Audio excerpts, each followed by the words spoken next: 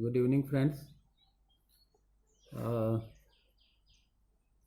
अब तक में हमने प्रत्याहार के अंदर जो 3A, 3B और 3C ये स्टेजेस देखे हैं और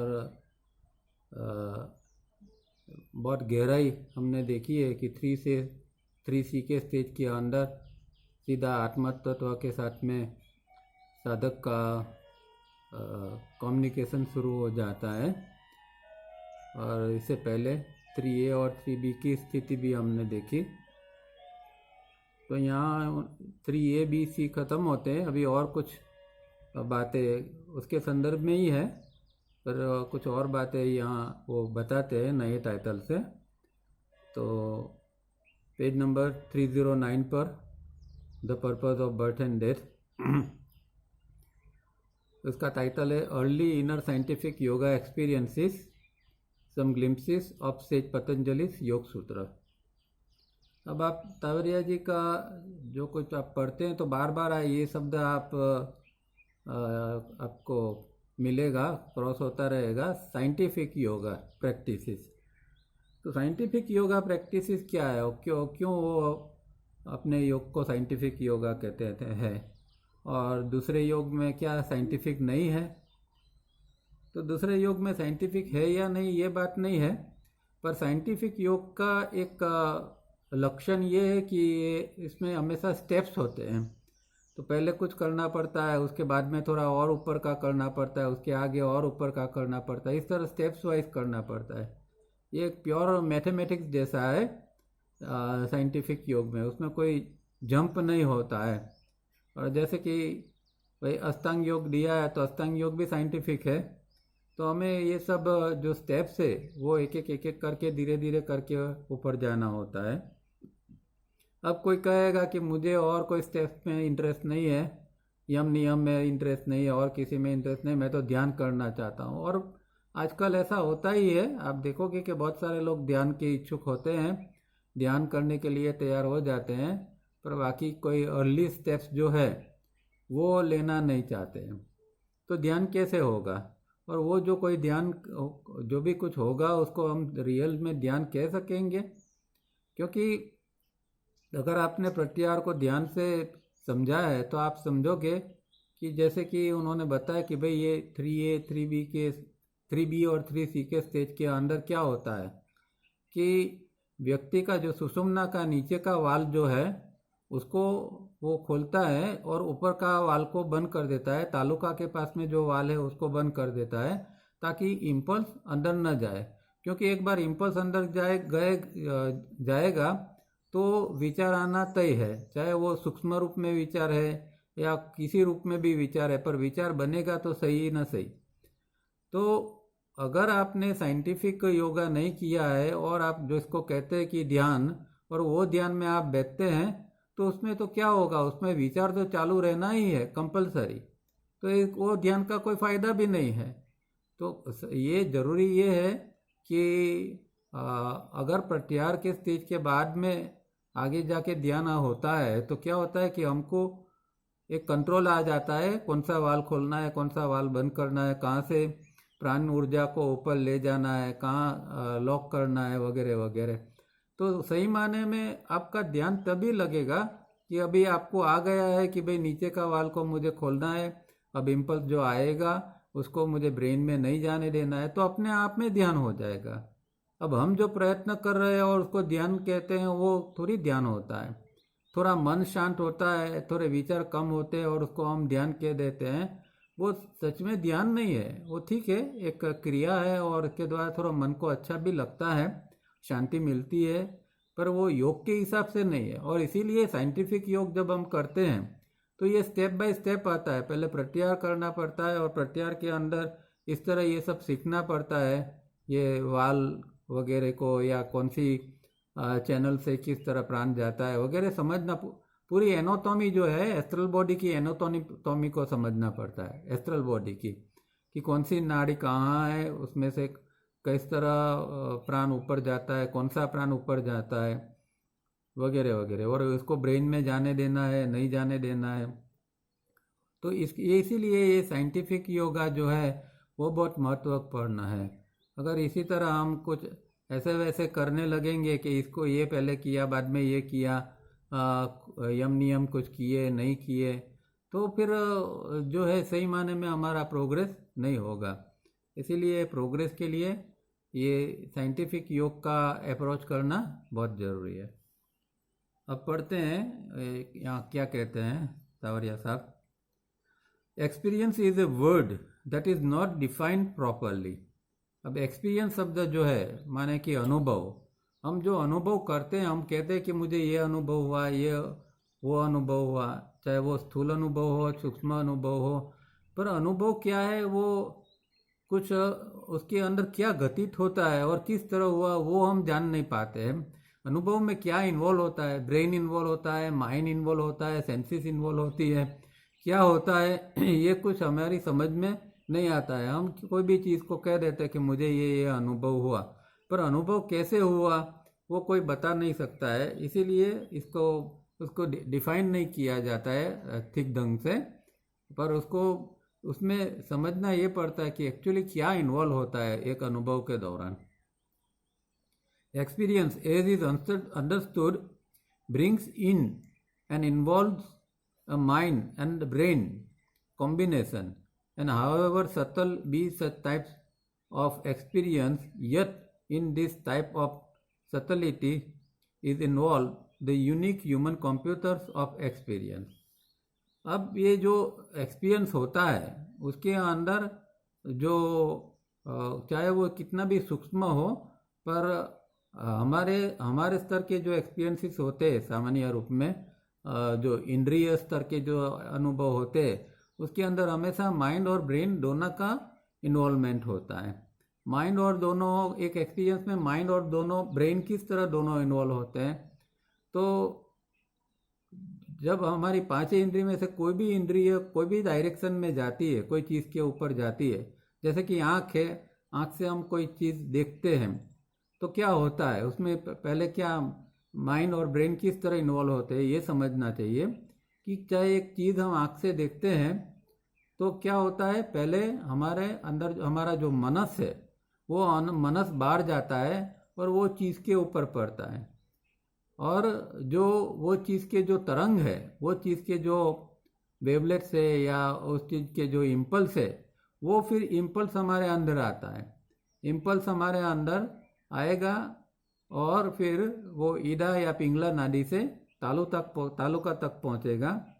फिर हम जानते हैं कि तालुका के अंदर जो रियर ब्रेन है वहाँ हमारी मेमोरी पड़ी हुई होती है, मेमोरी पैटर्न्स होती है।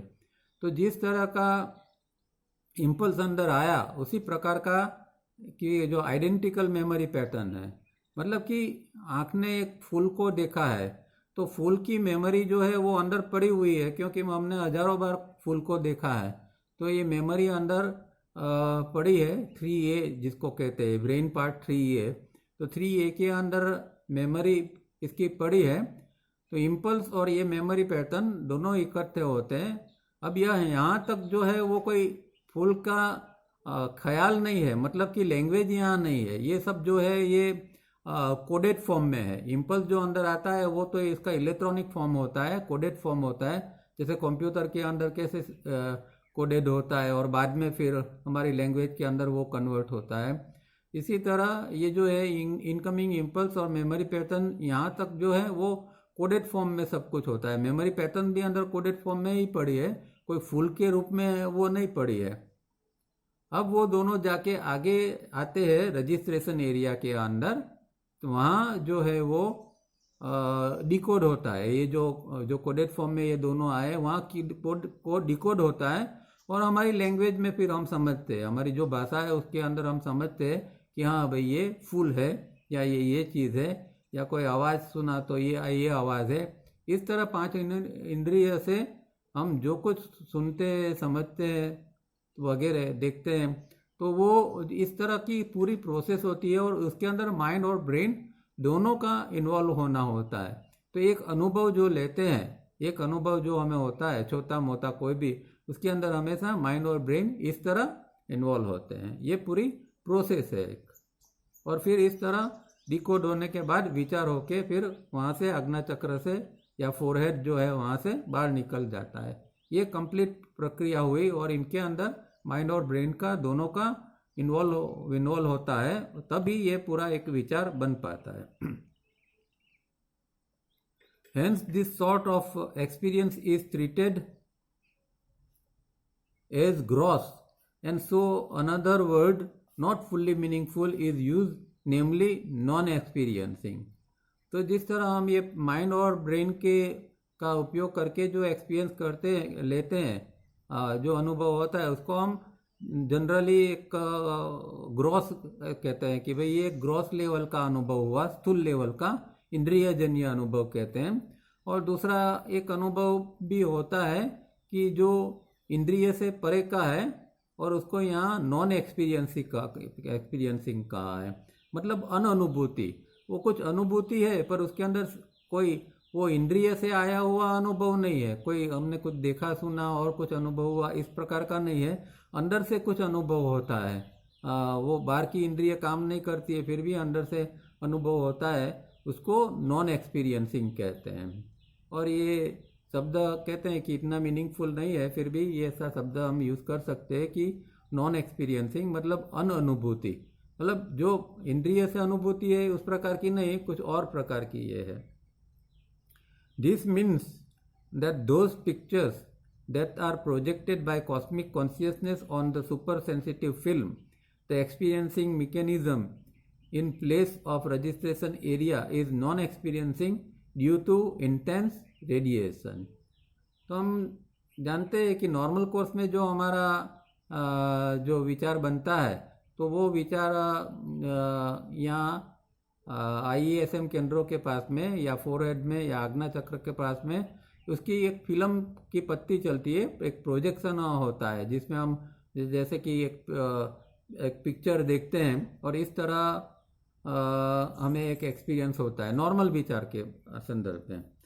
पर यहाँ जब इंद्रिय का कोई इन्वॉल्वमेंट नहीं है, ब्रेन माइंड का इन्वॉल्वमेंट नहीं है, तब क्या होता है कि अंदर का जो कॉस्मिक कॉन्शियसनेस मतलब कि जो चैतन्य तत्व है उसके जो रेडिएशन होते हैं वो इंटेंस रेडिएशंस होते हैं, उसका अंतर प्रकाश जो होता है और वो प्रकाश की वजह से कुछ पिक्चर्स बनते हैं। तो ये जो यहाँ सेंसिटिव फिल्म हमारे ब्रेन का अगला हिस्से के अंदर वो चलती रहती है और उसके अंदर कॉस्मिक कॉन्शियसनेस की वजह से कुछ पिक्चर्स क्रिएट होते हैं और वो दिखाई देते हैं और वो जो है वो नॉन एक्सपीरियंसिंग है, उसको नॉन एक्सपीरियंसिंग कहते हैं या उसको एक्सपीरियंसिंग मैकेनिज्म भी कहते हैं।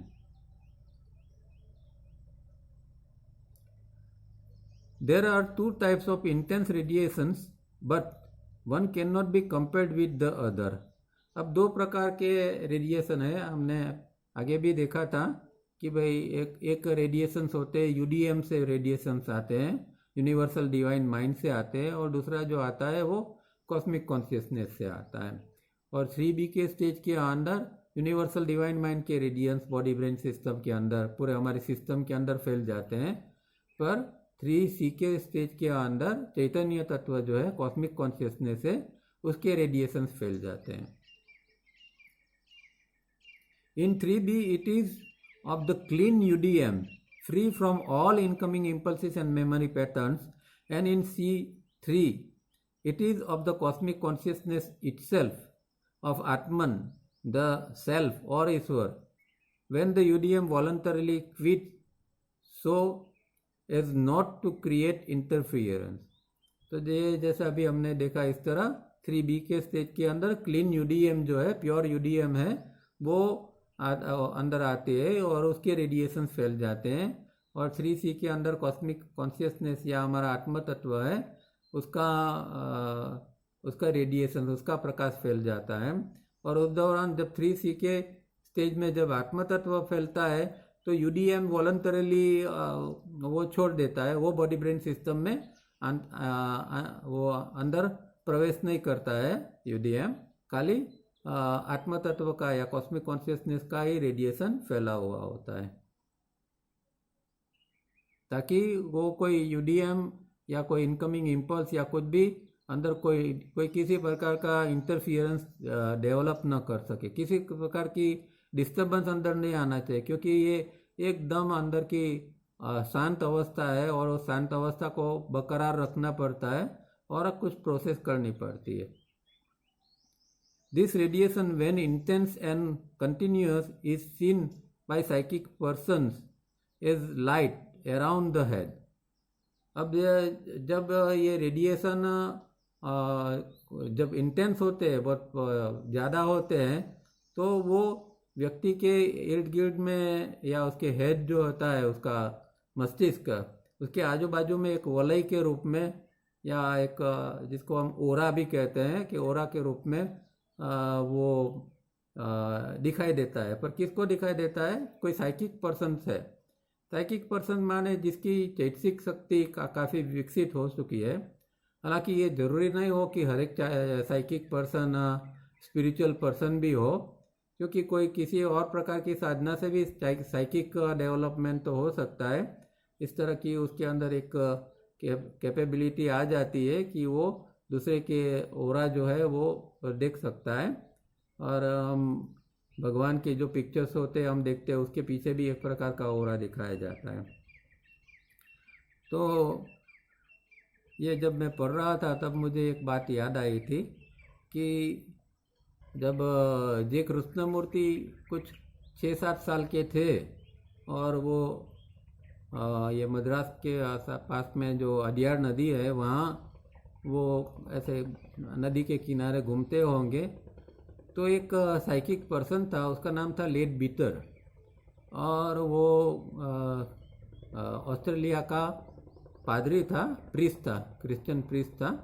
और उसके अंदर ऐसी शक्ति थी कि वो ऐसी कोई व्यक्ति के अंदर इस तरह के रेडिएशन डेवलप हुए हो तो वो देख सकता है. तो उसने देखा कि एक बच्चा जो खेल रहा है उसके रेडिएशंस बहुत पावरफुल है, इस तरह का जो उसका जो ओरा है वो बहुत पावरफुल है. तो उसने फिर एनी बेसेंट को बताया और फिर उन लोगों को लगा कि ये व्यक्ति आगे जाके बहुत महापुरुष बन सकती है, उसको कुछ ट्रेनिंग देते हैं तो आगे उसका डेवलपमेंट बहुत अच्छा होगा. तो फिर एनी बेसेंट ने उनको और उनके भाई को एडॉप्ट कर लिया था और लंदन ले गए थे. तो ये कहने का मतलब ये है कि यहाँ जो बात यहाँ है कि व्यक्ति के अंदर के जो ये रेडिएशन निकलते हैं कभी कभार कि ऐसे निकलते हैं कि जिसके प्योर है या किसी ने अच्छी तरह की पहले से किस और जन्म में भी साधना की होती है तो बचपन से उसके इस तरह के रेडिएशंस हो सकते हैं. और अगर कोई साइकिक पर्सन इसको देखता है तो इस तरह वो जान सकता है कि इस व्यक्ति का ये ऐसी ऑलरेडी डेवलप व्यक्ति है. तो ऐसी ये बात जे कृष्णमूर्ति की उनकी बायोग्राफी में आती है.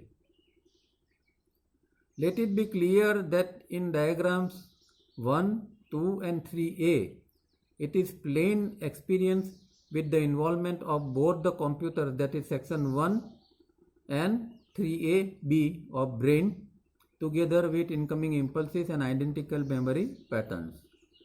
अब हम जानते हैं कि डायग्राम की इनकमिंग इम्पल्स अंदर आता है और मेमोरी पैटर्न को मिलकर विचार बनता है. तो उसके अंदर ब्रेन के 2 सेक्शन जो है ब्रेन माइंड के वो इसमें इन्वॉल्व होते हैं. इसमें आगे का जो है उसको सेक्शन 1 कहते हैं. हम जानते हैं कि IESM के अंदर वाली जो जगह है उसको सेक्शन 1 कहा जाता है, ब्रेन माइंड सेक्शन 1. और जहाँ पीछे मेमोरी जहाँ जो पड़ी हुई है उसको 3A और 3B कहते हैं, सेक्शन 3A 3B. तो इस प्रकार के ये दोनों कंप्यूटर, इसको यहाँ तावरिया जी कंप्यूटर्स कहते हैं, कि दोनों कंप्यूटर्स का इन्वॉल्वमेंट ये प्रक्रिया के अंदर, विचार की प्रक्रिया के अंदर दोनों कंप्यूटर्स का ये इन्वॉल्वमेंट रहता है. इन 3B it is experienced without the involvement of these 2 computers, only a super sensitive film, the experiencing mechanism, receiving photograph in color and sound effect from the UDM flowing with intense radiation. तो 3B का stage 3A तक में तो ये विचार की प्रक्रिया बनती रहती है क्योंकि इनकमिंग इम्पल्स अंदर आता है और वो तालुका से ब्रेन के अंदर जाता है. पर अभी 3B के अंदर हमने देखा कि क्या होता है कि साधक जो है वो तालुका का जो वाल है उसको बंद कर देता है ताकि इम्पल्स जो है वो ब्रेन में ना जाए और वो मेमोरी पैटर्न को न मिले। तो जो फिर रहता है खाली यूडीएम ही रहता है अंदर, जो प्योर यूडीएम अंदर रहता है, और उसका जो रेडिएशन जो होते हैं वही पूरे फैल जाते हैं, फैले होते हैं, और उसका भी एक सुपर सेंसिटिव फिल्म बनती रहती है, एक्सपीरियंसिंग मैकेनिज्म।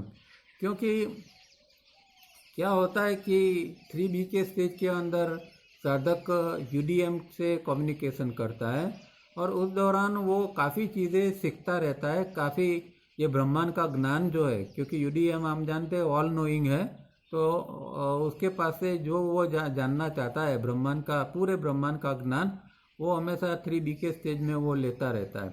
तो वो ज्ञान पाता है तो वो कहाँ आएगा, तो ये यहाँ जो है उसकी ये सेंसिटिव फिल्म जो वहाँ चलती रहती है और उसके ऊपर ये सब रिकॉर्डिंग होता है।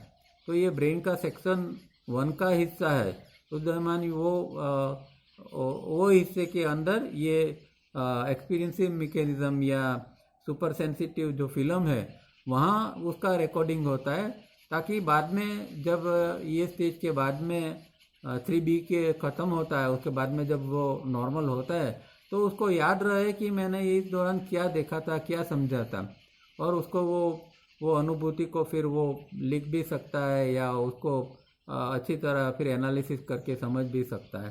तो ये प्रोसेस के लिए ये ज़रूरी है कि जो वो एक्सपीरियंस करता रहे वो सुपर सेंसिटिव फिल्म के ऊपर आना चाहिए, इसका एक एक्सपीरियंसिंग मैकेनिज्म बनना चाहिए। तो जब विचार बनता है तब अलग रूप में ये IESM केंद्रों पर काम करते हैं, और जब ये 3B और 3C के अंदर ये अलग रूप में काम होता है वहाँ सुपर सेंसिटिव फिल्म के रूप में उसका काम होता है। The incoming impulses are blocked at taluka by the valve there in closed position, and the noise of the computer section 1 and 3AB is shut off. तो यहाँ गाड़ी अब तालुका का वाल उसने बंद कर दिया है और इसीलिए इसके अंदर कुछ जा नहीं सकता ब्रेन के अंदर। तो ब्रेन के अंदर जो मेमोरी वगैरह पड़ी है और उसका एक नॉइस होता है, तो वो नॉइस जो है वो फिर शांत होता है, वो साधक को कोई नॉइस अंदर से कोई परेशान नहीं करता है, वो क्लोज पोजीशन के अंदर ये वाल रहता है ताकि अंदर कोई इम्पल्स जा नहीं सके। But this is still subtle experiencing, ये तो अभी अनुभव है पर सूक्ष्म अनुभव है, पर जैसा आगे बताया इस तरह का नॉन एक्सपीरियंसिंग का स्टेट नहीं है, इसमें भी कुछ एक्सपीरियंस तो है, पर नॉन एक्सपीरियंस का स्टेज जो है वो 3C का स्टेज है। When on the sensitive film the experiencing mechanism pictures are received directly from the super cosmic consciousness, that is Atman, self or Ishwar, and the flowing UDM is left behind, is the so-called, that is true non-experiencing. तो जब 3C के stage के अंदर ये cosmic consciousness से जो चीज़ आती है उसके जो रेडिएशंस आते हैं और वो सेंसिटिव सुपर सेंसिटिव फिल्म के ऊपर उसका ये बनता है, पिक्चर्स बनते हैं, वो जो है वो उसको non experiencing, real non experience उसको कहा जाता है। तो दो प्रकार के एक्सपीरियंस होते हैं, एक जो है एकदम ग्रॉस लेवल के जिसमें इंद्रिया इन्वॉल्व है, दूसरा जो है थोड़े सटल है जो 3B का स्टेज के अंदर, पर उसके अंदर भी वो कंप्लीट ये नहीं है, उसके अंदर 3B के अंदर क्योंकि UDM है इसीलिए वहाँ उसको सूक्ष्म अनुभव होते हैं, पर 3C के जो एक्सपीरियंस है उसको वो रियल एक्सपीरियंस या नॉन एक्सपीरियंसिंग कहते हैं। Unless this is done as per scientific yoga practices, one cannot have the inner silence so very necessary for higher processes. अब अगर इस तरह साइंटिफिक योग, जैसे हमने आगे भी देखा कि साइंटिफिक योग क्यों करना चाहिए, कि इस तरह का साइंटिफिक योग नहीं किया है और वो 3A 3B 3C के अंदर इस तरह ग्रेजुअली नहीं गया है, तो ये जो अंदर का इनर साइलेंस है वो डेवलप ही नहीं होगा। किसी भी हालत में अगर इम्पल्स ब्रेन के अंदर चला गया तो इनर साइलेंस डेवलप हो नहीं सकता, और इनर साइलेंस डेवलप नहीं हो सकेगा तो अंदर की हायर बेसिक प्रैक्टिसेस जो है वो नहीं हो पाएगी। उसके अंदर ये इम्पल्स का न होना ही जरूरी है। इम्पल्स जब अंदर ब्रेन के अंदर नहीं जाता है और जो स्थिति बनती है, क्योंकि वो समाधि की स्थिति है, जब तक इम्पल्स अंदर जाता है तब तक विचार बनते रहते हैं, तो समाधि लगती नहीं है। अब जब ये लॉक लग जाता है तालुका के पास में और इम्पल्स अंदर नहीं जाता है, तो साधक के अंदर समाधि की स्थिति बनती है। तो समाधि तो बहुत हायर प्रैक्टिस है, और इसके लिए पहले इतना तो ज़रूर करना पड़ता है कि 3B के स्टेज तक जाना पड़ता है, और ये इस तरह इसको वाल को बंद करना उसको सीखना पड़ता है, तब जाके वो समाधि की स्थिति के अंदर आता है। यहाँ भी कई बार हम कहते हैं, सुनते हैं इस तरह लोगों को कहने का, भाई ये व्यक्ति समाधि में कई लोगों ने समाधि ले ली। समाधि शब्द बहुत कॉमन इसका यूज़ लोग करने लगते हैं। अब हम अभी ये समझ सकते हैं ये पढ़ने के बाद में कि समाधि कितनी ऊंची स्थिति है कि अंदर कोई इम्पल्स ही नहीं जा सकता है, तब जाके समाधि लगती है। पर फिर भी जब ये साइंस पता नहीं होता है तो शब्दों का हमेशा मिसयूज होता रहता है। This silence is termed peace of mind. Even state 3B is called peace of mind and silence of mind and brain. तो यहाँ जो है ये स्थिति है 3B की, और फिर आगे 3C की, वो पीस ऑफ माइंड की है। 3B के अंदर भी पीस ऑफ माइंड है, क्योंकि इसमें भी खाली UDM ही है, ये नहीं है, ब्रेन का अंदर इम्पल्स नहीं जाता है, इसीलिए यही है पीस ऑफ माइंड। 3B के अंदर भी है और 3C के अंदर भी पीस ऑफ माइंड, या इसको silence of mind and brain कहते हैं। और अगर आप देखें तो अगर आपको याद होगा कि महर्षि पतंजलि ने जो योग सूत्र जो लिखा, उसमें जो सेकंड सूत्र योगश्चित्त वृत्ति निरोध, उसके अंदर भी उन्होंने यही बात की कि भाई चित्त वृत्ति का निरोध होता है तो क्या होता है, यही होता है पीस ऑफ माइंड या साइलेंस ऑफ माइंड। तो उसका सूत्र के अंदर ये तावड़िया जी इस तरह बताते हैं कि योग is achieved through the subjugation, यानी कि healing of the psychic nature and the restraint, that is Kameng of the चित्ता द थिंकिंग इंस्ट्रूमेंट। तो योग इज अचीव्ड, कब योग अचीव होता है कि रिस्ट्रेंट या कामिंग ऑफ द चित्त, दैट इज थिंकिंग इंस्ट्रूमेंट। तो ये जो चित्त है एकदम शांत हो जाता है, तब ये चित्तवृत्ति का निरोध होता है। तो महर्षि पतंजलि ने ये जो बताया है, ये यहाँ 3B और 3C के स्टेज के अंदर इस तरह का ये डेवलपमेंट होता है। Though the pictures on the supersensitive film, the experiencing mechanism, are in the usual coded language, we have to use such description to convey our understanding. अब ये जो एक्सपीरियंस होता है वो साधक को, वो कोडेड लैंग्वेज के अंदर होता है, कोडेड इम्पल्स के रूप में ये होता है, और फिर साधक उसको अपनी भाषा में समझता है।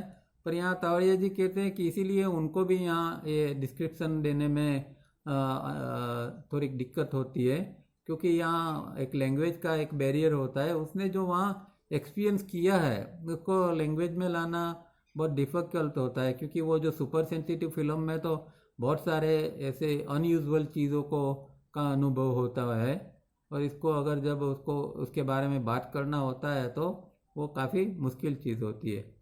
इसीलिए कहते हैं कि this is all difficulty of language to express clarity, तो क्लियरली, तो इसीलिए वो इसको क्लियरली एक्सप्रेस करना ज़रा लैंग्वेज के अंदर उनको भी मुश्किल लगता है।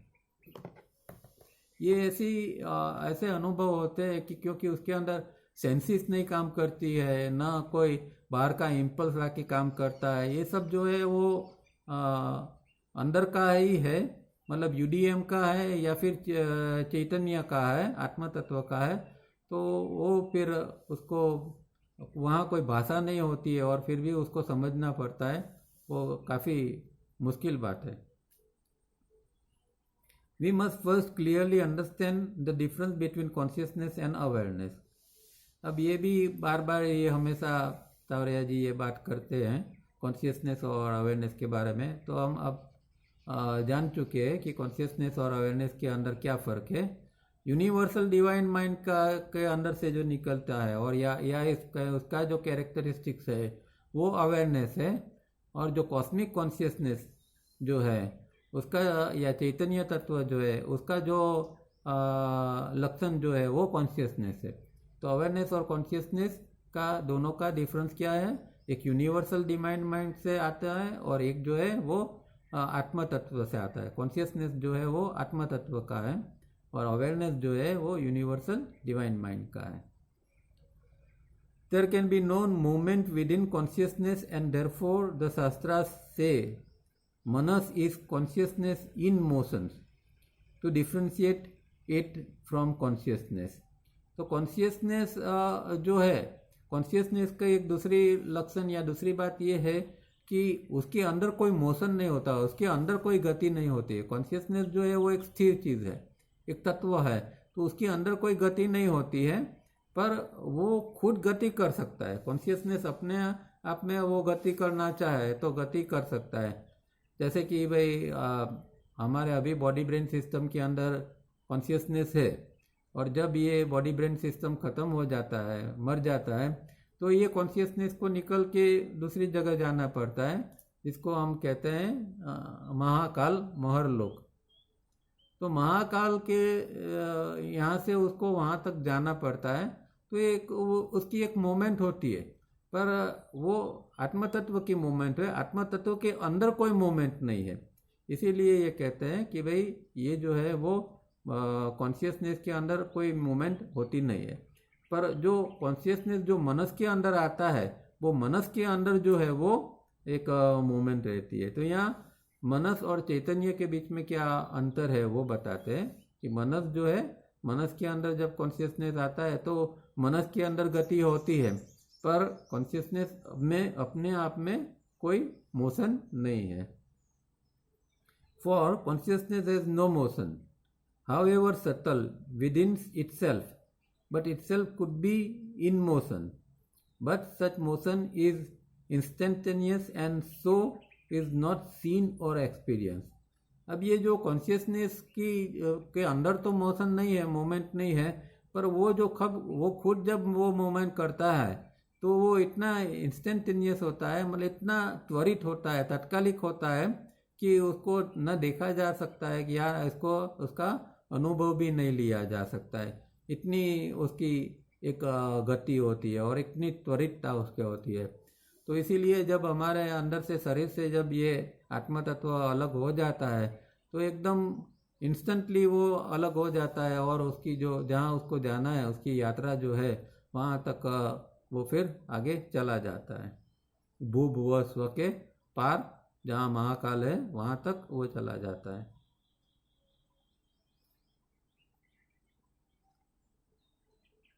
Earlier, it was stated that the study of the diagrams will reveal the long chain process.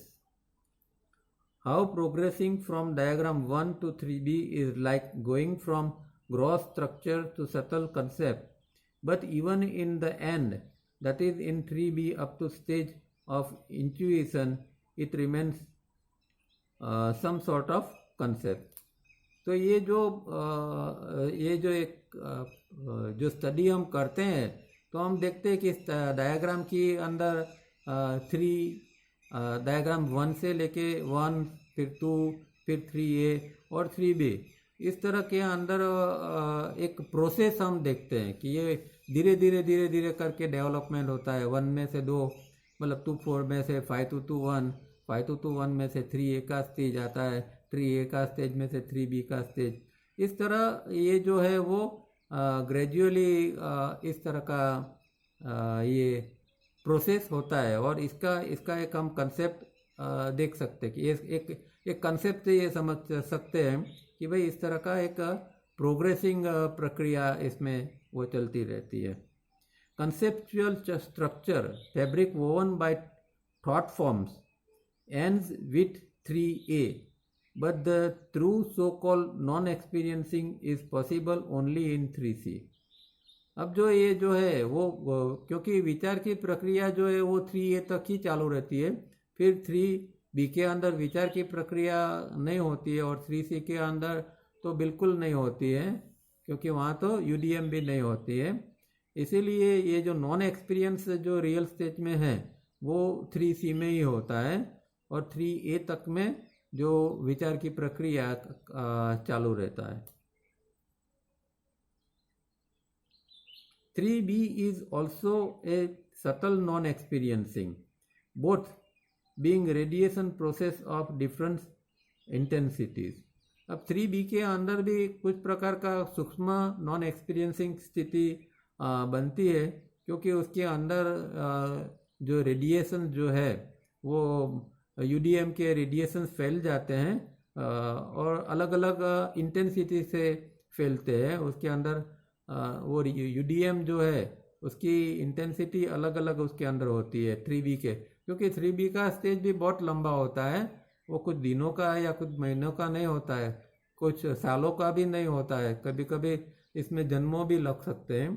तो वो डिफरेंट इंटेंसिटी और डिफरेंट टाइप के रेडिएशंस उसके अंदर 3B के अंदर भी वो महसूस किए जाते हैं, और वो भी कुछ नॉन एक्सपीरियंसिंग स्थिति होती है। All thinking, including intuition, is movement within the mind. All thinking, including intuition, is movement within the mind. Though in intuition it be very little movement, but in 3C there is no such movement because mind is not involved. तो जिसको हम intuition भी कहते हैं, अंतःप्रेरणा भी कहते हैं, उसके अंदर भी कुछ माइंड का इन्वॉल्वमेंट होता है, कुछ UDM का भी इन्वॉल्वमेंट हो सकता है, पर इसीलिए यहाँ कुछ इसके अंदर कुछ ये माइंड की कुछ मूवमेंट हम देख सकते हैं, पर 3C के अंदर कोई माइंड की मूवमेंट होती नहीं है, वहाँ तो प्योर चैतन्य की स्थिति होती है। वहाँ जो होता है उसको हम इंट्यूशन भी नहीं कह सकते, क्योंकि इंट्यूशन के अंदर भी थोड़ा बहुत माइंड का कुछ इन्वॉल्वमेंट रहता है।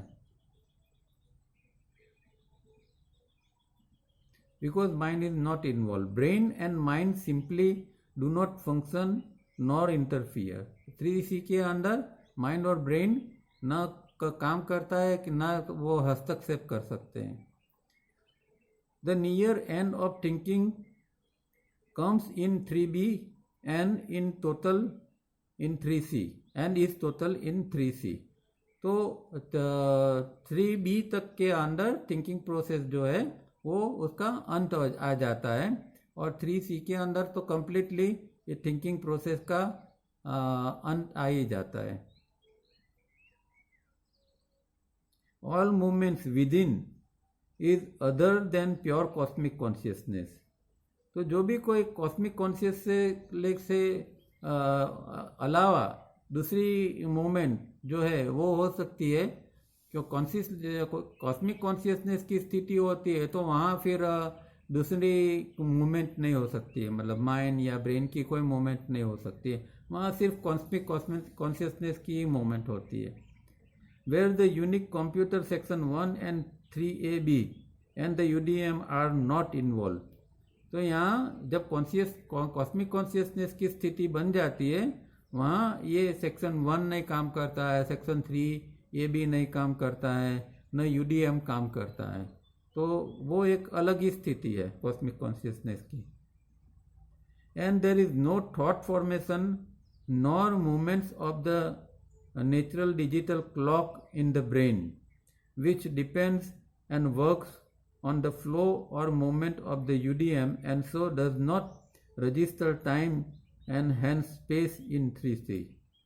तो ये जो जब तक ये थिंकिंग प्रोसेस है तब तक हमको देश और काल की अनुभूति होती है। जो समय है डिजिटल क्लॉक, मतलब जो समय है हम जिसको हम घड़ी के अंदर जिसको देखते हैं समझते हैं, 1 घंटा 2 घंटा दिन रात इस तरह जो हम महसूस करते हैं, वो क्योंकि मन है इसीलिए इस तरह का अनुभव होता है।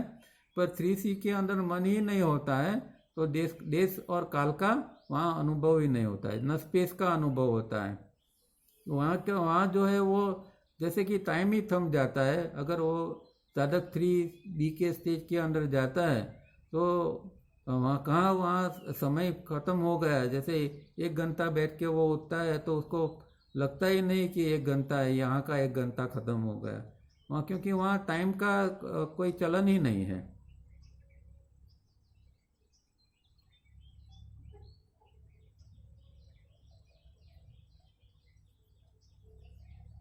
In 3B2, there are phases when time and space are not registered but are short lived. तो 3B में भी ऐसा होता है कि वहाँ भी वो जब खाली UDM, वहाँ भी इस तरह का होता है कि टाइम स्पेस को वो अनुभव नहीं करता है।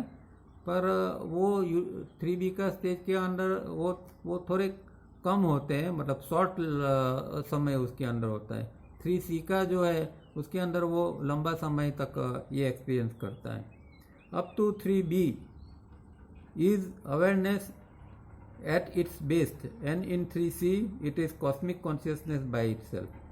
तो क्योंकि हमने देखा कि 3B के अंदर क्यों UDM है, इसीलिए वहाँ अवेयरनेस का एक्सपीरियंस होता है, और 3C के अंदर अब चैतन्य तत्व फैला है, इसलिए वहाँ उसको कॉस्मिक कॉन्शियसनेस का अनुभव होता है। ये सब ध्यान में रखना चाहिए कि कब यूनिवर्सल डिवाइन माइंड हमारे अंदर काम करता है, कब चैतन्य तत्व प्रकट होता है। क्योंकि जब हम महापुरुषों का पढ़ते हैं और उसके अंदर भी ये सब सारी बातें आती है, तो तब आपको समझ में आएगा कि ये कौन सी स्थिति की बात कर रहे हैं, या अभी कौन सी स्थिति के अंदर उनका ये है होनेपन, बीइंग। तो इसीलिए ये जानना जरूरी है, जिसको 3B और 3C हम स्टेज कहते हैं। Thought ends with 3B। तो 3B के अंदर विचारों की समाप्ति हो जाती है। Causality comes to an end in 3C for such period as the individual is firmly entrenched in 3C condition. One adds no fresh karma within when in 3C। अब ये जो 3C का स्थिति है, वहाँ का कार्य कारण जो कर्म बनना जो है वो वहाँ बंद हो जाता है। क्योंकि अब कोई यहाँ सीड नहीं होता है। जब तक विचार होता है, मेमोरी होती है, तब नया कर्म बनने की संभावना बनती है। अब जो कोई विचार ही नहीं है, 3C की स्थिति के अंदर जब कोई विचार ही नहीं है, तो नया कर्म बनने की भी कोई संभावना नहीं बनती है। तो वहाँ कार्य कारण का जो संबंध है वो जो है वो यहाँ खत्म हो जाते हैं, और उस दौरान वो फर्मली वो एस्टेब्लिश भी हो चुका होता है 3C की स्थिति के अंदर व्यक्ति, और इसीलिए वो फिर नया कर्म वहाँ बनता नहीं है। There is no happening and so no experience of any happening. वहाँ कुछ होता ही नहीं, कुछ बनता ही नहीं है, और न कुछ बनने का कोई अनुभव भी वहाँ नहीं होता है। There near the end of 3C, for 3C is a vast stage and takes many lives to fulfill, starting at Pratyahar. The computers, all thought forms, the product of the computers, all incoming impulses and inner movements of manas, and so also all experience of time and space. तो 3C का stage जो है जब वो खत्म होता है, क्योंकि प्रत्याहार के शुरुआत से लेके ये 3C का जो ख़त्म होने का समय है, उसमें कई जन्म लग जाते हैं साधक के। पर यहाँ जब 3C के स्थिति के अंदर यहाँ सब कंप्यूटर्स बंद हो जाते हैं, वहाँ कंप्यूटर की कामगिरी बंद हो जाती है। इसलिए यहाँ न मन होता है, न इनकमिंग इम्पल्स होता है, न कोई मनस की आंतरिक मूवमेंट होती है, और इसीलिए वहाँ देश और काल का भी अनुभव नहीं होता है। 3C जो है वो कंप्लीट वहाँ हो जाता है, वहाँ एक अलग स्थिति बन जाती है वहाँ। तो ये जो हम भूभुव और स्व के अंदर भी शायद जो अनुभव नहीं होता है उससे परे का अनुभव ये 3C के अंदर होता है। Science knows of no such substance that can act on any other substance. ऐसा साइंस को कोई सब्सटेंस, कोई तत्व पता नहीं है कि जो दूसरे के जिसके ऊपर कोई दूसरा तत्व काम करता हो, but is not acted upon by any other और एनी सब्सटेंस। तो वो कोई और तत्व न उसके ऊपर काम कर सकता है, पर वो जो है वो दूसरे तत्वों के ऊपर काम कर सकता है। तो ऐसा कौन सा तत्व है? एक आत्म तत्व ही ऐसा है कि जो दूसरे तत्वों के ऊपर भी उसका प्रभाव छोड़ सकता है, पर और कोई तत्व जो है वो आत्म तत्व के ऊपर उसका प्रभाव नहीं छोड़ सकता। और ऐसा कोई तत्व को साइंस नहीं जानता है, क्योंकि साइंस जो है वो आत्म तत्व की बात नहीं करता है या कोई ऐसा तत्व की बात नहीं करता है कि जिसके ऊपर कुछ भी प्रभावी नहीं होता हो। सच ए सब्सटेंस और vibrations, if we can call it such, is pure cosmic consciousness of 3C। तो 3C के अंदर जो कॉस्मिक कॉन्शियसनेस का जो सब्सटेंस है, जो तत्व है, आत्म तत्व है, और या उसको जो वाइब्रेशंस अगर हम कहना चाहें तो ये वो जो है वो ये ऐसा तत्व यही है कि जो दूसरे के ऊपर प्रभाव कर सकता है, पर दूसरा कोई तत्व उसके ऊपर प्रभाव नहीं कर सकता।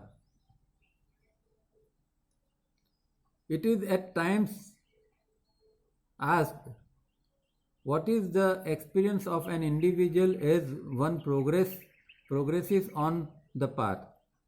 तो ये तो हर जगह सवाल पूछा जाता है कि भाई साधक प्रगति करता है तो उसका क्या लक्षण क्या है, क्या उसका अनुभव क्या होता है, कि कैसे माना जाए कि भाई ये व्यक्ति के अंदर कुछ अनुभूति हुई है या उसने कुछ प्रोग्रेस किया है। But this path is to be understood as that of scientific yoga practices, not as dramatized all over the world including India। तो अगर ये साइंटिफिक योगा प्रैक्टिसेस है तो उसके अंदर आपका रियल सेंस के अंदर प्रोग्रेस होगा और आप खुद भी वो प्रोग्रेस को अनुभव कर पाएंगे, और दूसरे लोग जो है आपके साथ में वो लोग भी अनुभव कर पाएंगे कि हाँ इस व्यक्ति ने कुछ प्रोग्रेस किया है। पर ऐसा जब साइंटिफिक योग का अभ्यास नहीं होता है और सारी दुनिया में ज़्यादातर इस तरह का अभ्यास नहीं होता है, तो जैसे कि एक drama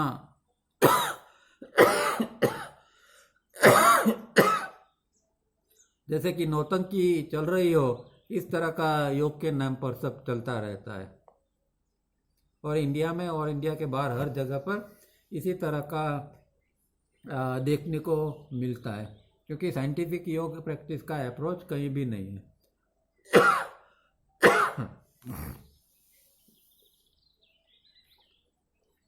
In stage diagram 3C, we see the complete individual having worked through sub-stages 3A and 3B।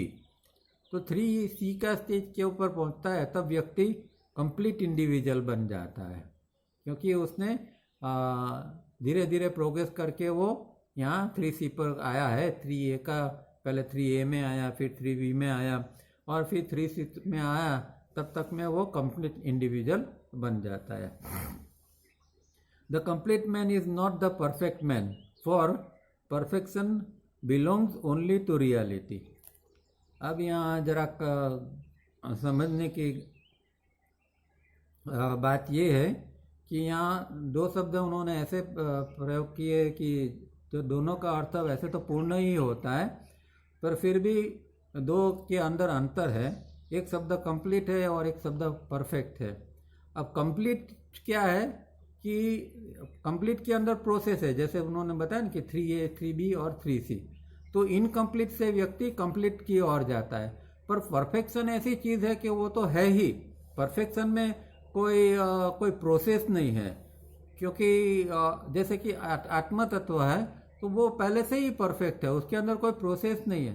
पर जो हमारा बीइंग जो है वो बीइंग के लिए जो है वो हम ऐसे प्रोसेस से हम आगे जाते हैं।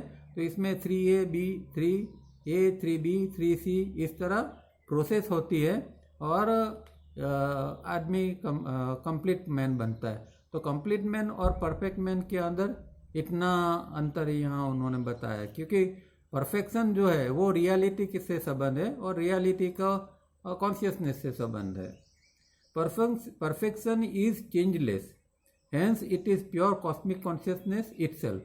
तो परफेक्शन जो है वो प्योर कॉस्मिक कॉन्शियसनेस है और वो चेंजलेस है, उसके अंदर कुछ घटता या बढ़ता कुछ भी नहीं है, उसमें अंदर कुछ ऐड भी नहीं किया जाता है और न कोई एक स्टेज से दूसरे स्टेज में जाने की बात है।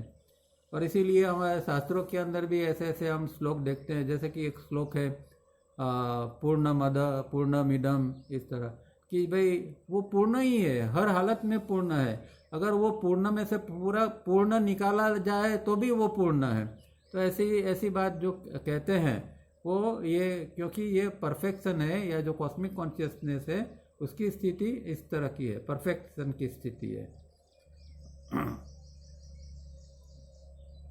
The complete and the incomplete are stages. That is how far or near one is from being complete. तो ये स्टेजेस है कंप्लीट से इनकम्प्लीट की ओर जाने की, और जैसे नज़दीक से दूर की ओर जाते हैं इस तरह फिर और धीरे धीरे करके व्यक्ति कंप्लीट बनता है। तो ये हमने 3AB और 3 स्टेजेस के रूप में उसको देख लिया। The flower, the gem, the tree and man can all be structurally or biologically complete or nearly complete or far from being complete. तो ये जो ऐसी चीज़ें हैं, स्थूल चीज़ें हैं खास करके, वो कंप्लीट हो सकती है। जैसे कि कोई फूल है या कोई रत्न है या एक पेड़ है या व्यक्ति है, वो उसका जो स्ट्रक्चर है वो कंप्लीट हो सकता है, वो बायोलॉजिकली या स्ट्रक्चरली कंप्लीट हो सकती है या फिर वो अधूरी भी हो सकती है। तो वहाँ क्योंकि एक प्रोसेस है, इसलिए व्यक्ति इनकम्प्लीट भी हो सकती है और धीरे धीरे करके भी कंप्लीट बन सकती है। Now our assumption is that we start from a state of incompleteness shown in diagram 2 stage and then proceed to diagram 3A, 3B and finally 3C. तो इस तरह हम धारणा कर सकते हैं कि भाई हम डायग्राम 2 के अंदर, मतलब 5 to 1 के अंदर, और उसके बाद में 3A और 3B और फाइनली 3C में 3C के तक में हम पहले जो इनकम्प्लीट थे तो धीरे धीरे करके 3C तक में हम कंप्लीट हो जाते हैं। The trouble is that our position on cosmic scale on this planet Earth is in Bhu, and we seem to be progressing to Bhuva and Swaha. तो ये जो है ये कॉस्मिक कॉन्शियसनेस का कॉस्मिक स्केल जो होता है वो एक अलग स्केल होता है, हम जो समझते हैं वो स्केल अलग होता है। तो कॉस्मिक लेवल और कॉस्मिक स्केल के ऊपर यहाँ पृथ्वी से अगर हम सोचते समझते हैं तो इस तरह हम देखते हैं कि भाई अभी हम भू के 4th सब स्टेज के अंदर है, फिर 5th में जाएंगे, 6th में जाएंगे, इस तरह भू को कवर करेंगे, फिर आगे जाके भूओं के 7 सब स्टेजेस है उसको कवर करेंगे, और इसके भी आगे स्व के 7 सब स्टेजेस है उसको कवर करेंगे। तो इस तरह हमें एक सोचना पड़ता है, क्योंकि ये जो हमारा प्रोग्रेस है इस तरह हमें दिखाई देता है। वी सीम टू बी, यहाँ इस तरह का हमारा प्रोग्रेस दिखता है। We have this impression that one is progressing from the lowest to the highest sub stage of Bhu. Then one moves on through the 7th sub stage of Bhuva, then proceed to the sub stage of Swa, and then one goes beyond, crossing the domain of body, brain, senses, and arrives at our original complete state in Jana universe. तो इस तरह हम देखते हैं और हमारा सोचना भी इसी तरह होता है कि ये अलग अलग 7 सब स्टेजेस जो है वो 7 सब स्टेजेस के अंदर से हम गुजरते हैं और फिर जो हमारा फाइनल जो है जन यूनिवर्स, वहाँ हम फाइनली वहाँ तक हम पहुँच जाते हैं। तो ये एक प्रोग्रेस का स्केल के अंदर हम हमेशा देखते हैं और सोचते हैं, क्योंकि हमारे अंदर डायरेक्ट को और कोई जानने समझने का कोई जरिया नहीं है, जानने समझने का कोई उपाय नहीं है, इसीलिए हमें इस तरह सोचना समझना पड़ता है।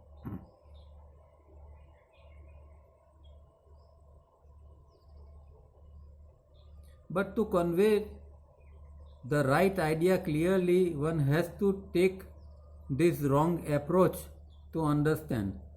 अब यही एक ये है कि भाई अगर इसको रॉन्ग अप्रोच भी कहे फिर भी वो समझने के लिए हमारे पास तो यही एक अप्रोच है, चाहे उसको हम गलत भी कहें कि, क्योंकि कई लोग कहते हैं कि ऐसा कोई प्रोग्रेस होता ही नहीं है, व्यक्ति पूर्ण ही है और बस उसका वो जो पूर्णता का है उसका उसको अनुभव ही ले लेना है। एक बार वो अनुभव ले लेता है कि तुम पूर्ण ही हो तो फिर बात खत्म हो जाती है। तो इस तरह की भी एक सोच है। और दूसरी सोच ये है, और दूसरा हमारे पास ये जो कंसेप्ट है जिसमें हम इस तरह प्रोग्रेस के बारे में सोच के चलते हैं। So like Khalil Gibran we say half of what I write is meaningless, but I write it so that other half may make sense to you. तो ऐसा एक खलील जिब्रान का बहुत अच्छा सेंटेंस है, कोटेशन है कि मैं जो लिखता हूँ उसमें से आधा जो है, आधा भाग तो कोई उसका महत्व नहीं होता है, फिर भी अगर आप उसको पढ़ोगे तो उसका भी जो आधा भाग है उसमें से आपको कुछ पता चलेगा। मतलब पूर्ण रूप में तो समझने की बात ही नहीं है, जो है उसमें से आप कुछ समझ जाओ वही अच्छा है। तो यही अप्रोच हमारे यहाँ इसमें भी है कि भाई हम जो समझना चाहते हैं ये इस तरह हमें पूरे 5 डायग्राम के रूप में ये पूरी जर्नी को समझना पड़ेगा। The other half is that the Atman, the self, Ishwar, divine fragment, has always been the real being, the complete being. तो ये यहाँ अदर हाफ की जो बात करते हैं, आधी बात जो कहते हैं वो आत्मा के बारे में, कि जिसको हमें समझना है, अदर हाफ को समझना है, वो आत्मा के बारे में समझना है, क्योंकि जो खुद भी अपने आप में कंप्लीट बीइंग है और रियल बीइंग है। It can spot in whatever bodies with whatever shades of mind possibilities and senses accompanying the bodies. तो अब वो कोई भी बॉडी में है, किसी तरह का भी वो मन की छायाओं के अंदर है, अलग अलग इंद्रियों या मन के जो रूप है अलग अलग उसके अंदर है, उसके अंदर उसको खेलना पड़ता है। क्योंकि ये जो आया है आत्मा तत्व यहाँ तीनों लोग के अंदर खेलने के लिए, इसके लिए तो ये स्पॉट ही है। तो स्पॉट की तरह ये उसको बॉडी ब्रेन सिस्टम के अंदर रहना है और बॉडी ब्रेन सिस्टम के अंदर जो है उसको उसका उपयोग करना पड़ता है। यहाँ रुकते हैं और नेक्स्ट वीक आगे देखेंगे। तो यहाँ अब ये इस चैप्टर के अंदर उन्होंने सब कुल मिला जुला के 3A, B, C ये तीनों स्टेज की कुल मिला के यहाँ ये बात करते हैं। और साइंटिफिक जो योगा क्या है इसमें ये 3A, B, 3C ये जो साइंटिफिकली किस तरह हमें कवर करना है इसकी यहाँ बात होती है। यहाँ रुकते हैं, नेक्स्ट वीक फिर मिलेंगे। तब तक के लिए धन्यवाद, थैंक यू।